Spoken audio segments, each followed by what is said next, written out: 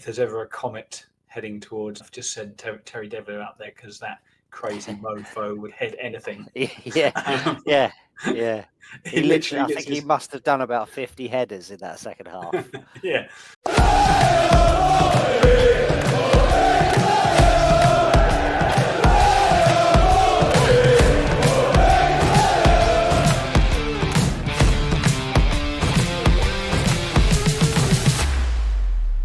Okay. Here we go. It's Pompey Pod with Mike and Dan. No Tolly this week because he is away in the bar. But to put up with the two of us. 2 scrappy wins this week, Dan. We talked about many games where we could/should have got points from games and haven't. This week, 2 scrappy games. Cardiff, Oxford, an away win to boot. Let's start with Cardiff. Yeah. It wasn't the best spectacle, but overall, I think we deserve to win, don't you? We'll take it, won't we? We'll take it. We'll take anything. Yeah, I thought it's. Hold on, sorry. Seems like ages ago now, doesn't it? It does seem like ages ago. Yeah, well, we started off well, didn't we? 2-0 up after. Really well. Yeah, started off 2-0 up after 17 minutes and a couple of other chances, and then we did that thing again, very similar to the Stoke game where we went a couple of goals up early, then we let them back in it with a soft goal. Just kind of sat back, didn't we? Yeah, and then sort of just let them have possession for the rest of the half. But then, then it was just sort of tense, wasn't it, second half, without many chances. Well, apart from that bit at the end when we could have scored 4 in 5 seconds. Suddenly went all a bit mad at the end, didn't they? Yeah. They had that one kind of chance where they hit it straight at Schmid. Good save by Schmid, but then it like you say, it went a little bit almost end to end, didn't it? With a long ball from Devlin. Bishop had that chance, and then she kind of went through. But looking at the beginning, it's very similar, I think, to the Stoke game because it seemed almost Cardiff weren't prepared well. And the first goal came from what I think was a really soft giveaway, wasn't it? They kind of tried to play it down the line, and he then passed it to their right back, who wasn't their right back at all. It was actually Josh Murphy. And then Murphy, although he did well to get inside that player, again, it just seemed like he went inside a little bit too easy. Yeah, I agree. Yeah, it was soft. And that guy that gave the ball away, he actually wasn't a bad player. He actually played quite well after that. But it was quite soft, wasn't it? But good to see Bishop score. Yeah, that's exactly what I was going to say. Good to kind of finish as well. I thought he kind of looked like his first touch wasn't great, but then kind of made up for it with a nice little almost toe poke finish, wasn't it? Yeah, back in favour now, isn't he? Yeah, everyone loves him. Yeah, Bish. He's a lad, isn't he? But his first 20 minutes were excellent, and Murphy obviously had that chance where the keeper, comfortable save, but good save nonetheless, where he kind of cut in on his left and bent one through a crowd. Then obviously, I don't know if it's just before that when Murphy put the ball in and their defender put it over the top, and it could have quite easily gone. Yeah. But then obviously, shockingly, he got his goal from the corner, and that's what we kind of missed from someone like Shocker. Yeah, and his I forgot just how big he is. He's massive, and the amount of headers him and Atkinson were winning, just like towering over their forwards, and the forwards weren't small. Yeah, so shame to see him go down as well. As soon as he went down and he signalled, I just thought, that's him done then, isn't it, for the season? You could just tell by the way he just sat there. And you could see a few players go up to him and say something and then just walk off. And then he just went straight down the tunnel. And I was like, Didn't look good at the time, did shame because no. But I thought he looked very good when he came back. Just looked so much stronger back there, don't we, with him? So shame. Yeah, really reliable. And it's you knew almost instantly that it looked bad, and apparently 6 to 8 weeks he's going to be out for with a tear of his hamstring, which is nasty. We'll talk about Matthews in a bit when we talk about the Oxford game, because obviously he came on and did okay against Cardiff. Didn't really have too much to do, but he did okay. He did have actually that one little run out, didn't he, where he went from their corner, I think it was. He kind of ran onto his own clearance. And he's got some pace about him, hasn't he? He has, yeah. And when we do speak about the Oxford game, he did that at one point in the second half as well against Oxford. He sort of just he stayed up, didn't he, for a corner? And he looks quite comfortable on the ball, doesn't he? Like as if he doesn't want to be a defender, does he? Yeah. He's adapting well, I think, considering he's been thrown in at the deep end a little bit. He's adapting really well, but it is a shame to see, shocking to see missing. Final thing I think on the Cardiff game is obviously Swanson had an absolute mare first half, didn't he? He had that one, obviously got beaten for the head of the goal, which no way in a million years should he be losing that header, should he? Well, when I first saw that, where we were sitting, it looked like the bloke climbed all over him, and me and my brother were sat there, and I was saying, there you go, there's another example of us being fouled and not complaining about it. Nobody having a go at the ref or anything. And then when I saw it back, I thought, oh no, it's just he just done doesn't nothing, move, does he? He's allowed him to. Stands flat-footed, and the guy just jumps higher than him, basically, or just jumps. Yeah. So it was soft, and a couple of other times on it where he sort of just went. Their wingers and their left back would just took him on quite easily. So he didn't have the best half, did he? There's one where they kind of almost ran into him, and it still somehow bubbled through, and just the player just wandered past him, didn't he? Finally, should Cardiff have had a penalty? Do you think for the Matthews running it down his arm? Yeah, I think so. But we'd be screaming, wouldn't we? I didn't think so at the time, but then when I saw it back, it literally kind of even looks to have a panicked look over at whether he's looking for the linesman or the referee. I don't know, but it clearly runs down kind of the lower part of his arm, and he then raises his arm and flicks it away, doesn't he? Yeah. Well, they say it evens itself out, don't they? And we've had some shocking decisions where we should have had penalties, specifically the Blackburn game. But then we've had that one. We've had the one where Deserell virtually caught the ball against Burnley, wasn't it? Yes, that's right. I think evens itself out. We're level pegging now. We're level pegging there. So with the dodgy Watford one, obviously, as well, where it was nowhere near being inside the area. So we'll call it quits, I think, now. And hope there's no more dodgy ones. And Deserell was very good. I don't know whether you were going to say that. Deserell was, solid. He was for Swanson. I saw. I can't remember. Do you know, I meant to note this down, but I saw a post which made me chuckle a little bit. But it was saying about if there's ever a comet heading towards. I've just said Terry Deverell up there because that crazy mofo would head anything. Yeah. He literally, I think he must have done about 50 headers in that second half. Yeah. And everyone pretty much almost cleared the whole half, didn't it? It's just like somehow gets so much power. He just loves getting stuck in, doesn't he? You can just see he's a real fan favourite. They've always liked players like that, haven't they? Down Fratton Park. Yeah. Anyone that's he's a little bit rough and ready, but he always gives 100%. And actually, you can never question his commitment, can you? No. I was quite surprised not to see him start against Oxford because I thought he was probably definitely one of, if not our best player second half. Because he made us look quite solid, didn't he? But he didn't start, so Swanson came back in, and actually Swanson did okay, I thought. But let's go back to Matthews because he did start against Oxford, and I'm glad he did. So there was obviously the potential. I know Mourinho was talking about he could potentially put Marlon back there, or he could bring him. I don't think he was ever bringing in Riley Towler or whoever else could have come in there. I think it was between Matthews and Pack, but I'm glad Matthews didn't. And actually, I thought the game against Oxford, he looked really assured, didn't he? Like you say, he kind of looked calm at times, really wanted to get forward, kept composed on the ball. And there was also one ball that I thought he played, I think it was first half, where he switched it to the left wing. Very Gerrard-esque. It was like a 60-yard ball. Yeah, excellent. I mean, considering that's second, third game, and he's come from the Australian League, I think he's done really well to adapt because it is it's a much higher level that he's playing at now. Yeah, and I think he can only get better. And one thing I did like was when I think it was when we scored the first goal against Oxford. It was seeing him. I don't know who it was on, but he just jumped on one of our players in celebration. I don't know whether it was the first or the second goal, and I just thought that's good. That shows that he's already, integrated. He's already integrated with the team. He knows how important it is that we get these points. So I really like that. I thought that was good.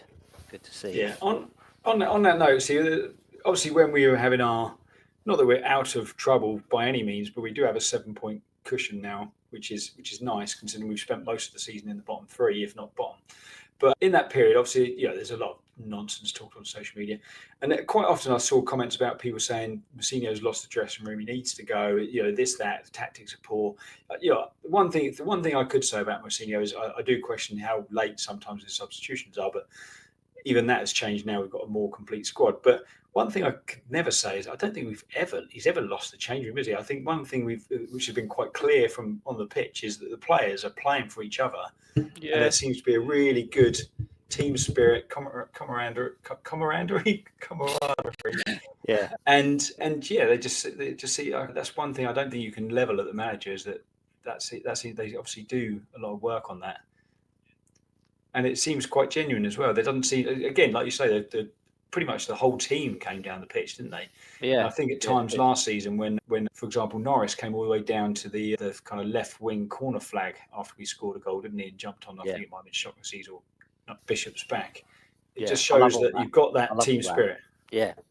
Yeah, no, I do. I love it all. I love all that. I love it when the whole team get in and celebrate. If you see a team where a player scores and then you just might have one player go up and pat him on the back or something, or players just walk away.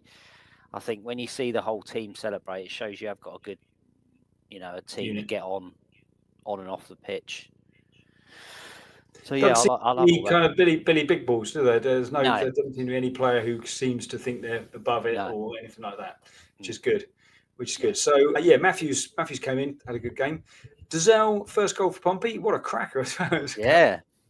Well, he's been really good, hasn't he? Last few games, he's been really good. Yeah, definitely. I mean, last 10 or so games, he's been just doing his job in the middle, having some really good games. Never getting man of the match, never getting a goal, but getting some cracking tackles in and just doing really well. Just a lot better player than I thought he was at the beginning of the season, and I thought he was going to be. So it was good to see him score as well. And one thing I'd say as well is one of the comments when he signed for us, I think it's QPR fans saying, or maybe Birmingham fans, can't remember which, was saying that he was fine until they were struggling, and then he didn't look up for the fight. Now he certainly does look up for the fight. Yeah, I think so. Yeah. There's no doubt about that. I thought he might be kind of one of those players who's maybe a bit of a flair player, but actually no, I don't think he's gone missing at all. I think he's definitely been, even when he hasn't had a great game, he's kind of got stuck in and puts himself about, covers a lot of ground. So fair play to him for that. Do you think, obviously you only signed on a 1-year contract, do you think he's done enough to warrant, obviously there's a lot of time between now and the end of the season, but do you think he's done enough to warrant a new contract? I think definitely. I mean, it's difficult to say at the end of the season or beginning of the next season who will be getting in, whether he'll be good enough to keep someone else out. But I think, definitely. I think he's he's done really well in there. Yeah. And you've got to bear in mind as well, Potts and Hayden obviously will be going back, so we'll be light in the centre midfield area, won't we? Obviously, the first half was really scrappy, wasn't it, against Oxford? It kind of it wasn't helped by the fact, obviously, hopefully I believe he is okay, the guy who was taken away in the emergency, but it wasn't. Pompey were on top kind of slightly before then, weren't they? And then afterwards, it was a really nothing first half, wasn't it? First half after that, wasn't it? Really? Yeah, really terrible. But then obviously we scored early in the second half. Then it was a little bit nervy, wasn't it? They had some big chances, didn't they, Oxford? We all started with that really amazing save from Schmidt, I thought. The ball from the right winger across was excellent. Yeah. I don't think the attacker could have done much more, could he? And Schmidt just quick himself off his line, spread himself, threw a big hand out.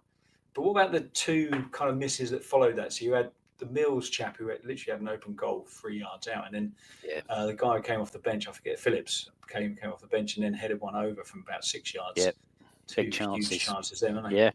Yeah. But it just went our way, didn't it? It was good, especially that header. Just thought, oh no, that's right. That's right on his nut, isn't it? He's just going to head that in, and was going to go with a draw, go home with a draw. But no, it went our way, didn't it, for a change? It did seem like one of those games that just going to peter out and like 1-1 draw, and as they normally do at Oxford. But then obviously Terry came on, does what he does best, and headed a ball half the length of the pitch. Did you hear that? Have you heard the call as well? Have you heard him call for it? Oh yeah, if you see the goal, back up the volume, you can hear him. Really? Ball, yeah, because I think Pack goes for it, or Pack's going to go for it. I think it's Pack anyway. And you just hear him go, I think he says Tezzers or Terry's or something. Yeah. Tezzers! smashes it forward. Don't get in the way of him. First touch from Omani. Oh, amazing! Yeah. It's not even one where he's taken it down like on the top of his foot. He's just used his shin to sort of just knock the ball down into his path. Yeah. Very, very good. Yeah, see, that's the thing. Initially, I thought it was one of those where it looked a bit of a lucky bring down. You just kind of like good, all the same, but it looked a little bit, didn't get any. There's no bounce or anything like that. But then when you look at the angle from the corner where the Pompey fans are, the touch is lovely, isn't it? Lovely little. Yeah. It's meant. And he's kind of taken it out of his feet right into his stride. Yeah. Good finish. And I must admit, at that stage, we needed that because I was kind of about 95th minute or something. I was getting a little bit. On the nervous side for the last couple of minutes, but it just meant we can have a nice, comfortable last couple of minutes. But yes, that's good. So we've broken the away voodoo. In fact, Tolly, it's a shame Tolly's not here because he did say 2-0 away win. But play to him. It doesn't. But as I said earlier, we are now 6 points clear of safety. A couple of other teams obviously won around us, Stoke. But it was a good weekend, wasn't it? Good weekend. What with Derby getting stuffed on the Friday as well, wasn't it? But I think we said that, didn't we, last week, that sort of 2 wins, all of a sudden, you're out of it. Yeah. So we're 7 points clear of Derby, 3rd from bottom. So that's really good, but just got to be careful. Let's not count the chickens, because as we know, 2 wins, 2 defeats. I think the good thing, though, is that we've got teams. If you look at the teams, the form of teams, well, Luton obviously really struggling at the moment. Derby as well. Plymouth, they had a little kind of hiatus, didn't they? But now they've lost last weekend, so they may pull themselves clear. But Hull again, really poor at home. Hull, and they're in big trouble. And then Cardiff again, they were doing all right, and then obviously they got tonked by Leeds, didn't they? And then they lost to us. And to be fair as well, I thought those first 20 minutes against us, they looked almost shell-shocked, I think. So, whether that will affect them going into the latter games. I think they drew at the weekend, didn't they? 1-1. Got late. Bristol City, wasn't it? Yeah. So it'll be interesting to see how it goes. But I do think, obviously, we've got QPR coming up at the weekend. We've got Luton not too far away. We've got Plymouth coming up. Winnable games, aren't they? Well, yeah, we've got them all, haven't we? We've got all those bottom teams to play. So it's I know we said it last week. It's in our hands, but yeah, I think just having that 7-point cushion now it's very nice. For morale, that's good as well, isn't it? Yeah, definitely. Yeah. I think they didn't drop their heads when they're in the trouble, and now that the bit of a light. 13 games left to go. Sorry, what about Lang? Oh yes, I've written that down as well. That it's not as bad as Shocknessy's, and that he was sort of. They said Shocknessy's was sort of just he could barely walk, but Lang was walking after he came out of the showers or something. So they hope that it's not going to be too long. But I'm not too sure. I don't know whether that's such a bad thing, because I think he was sort of running on empty the last few weeks anyway. I just think. I was surprised that he played. I thought for Cardiff or the Oxford game he might have started as a sub. I thought he might have rested him, started Al-Shish instead. And I was going to have a look, actually. I didn't, but I can't remember. I know he got the 4 goals against Coventry, but I can't remember whether he scored since that. Has he scored since that game? I couldn't tell you off the top of my head, but I do think, like you say, the last couple of games, again, he's had a lot of effort, but not really a huge amount of quality in the last. I think he's just shattered. Absolutely. And I think before we got Al-Shish in, I probably would have been a bit more concerned by that, but I think Al-Shish has looked okay without looking great. He's looked okay, hasn't he? And I think he's once he beds in a little bit more, he should be a decent addition, shouldn't he? And again, he seems to have bought into the kind of ethos of the team, doesn't he? There's a couple of times where I've seen him kind of really getting involved in teams things. So, and then obviously we've got that the young lad from Liverpool as well, who we've not really seen yet either, have we? So I'm not as concerned. Hopefully, it will only be 2 or 3 games he'll be out, but we'll see. I think it's a good. Yeah, it might be a good thing for him to rest, recharge. I think if it was 10 games ago and we'd lost him, then we would have been in big trouble. Yeah.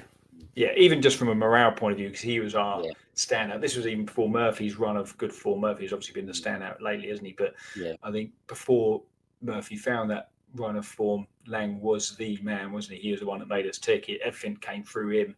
Anything that was good happened was through him. So, but yeah, it's like I say, maybe it's blessing in disguise. Yep. Hopefully. Yeah. All right. So 2 wins, 2 games, 2 wins, away win, amazingly for the first time since. When was the QPR game? September, was it? Possibly October, maybe. October. Long time ago. But it does break the duck of 7 defeats in a row away from home, which is the main thing. And obviously, our next away game, I think, is against Luton, isn't it? So that's another biggie. Another biggie. Okay, so we've been the Pompey Pod. Please subscribe to our channel on YouTube. You can do that by smashing the button and pressing the bell to be alerted for every time we put out new content. You can also do the same on all your audio devices such as Spotify, and we'll be back later this week with a preview to the Queen's Park Rangers game that happens at Fratton Park this weekend. But for now, play our Pompey and goodbye. Bye.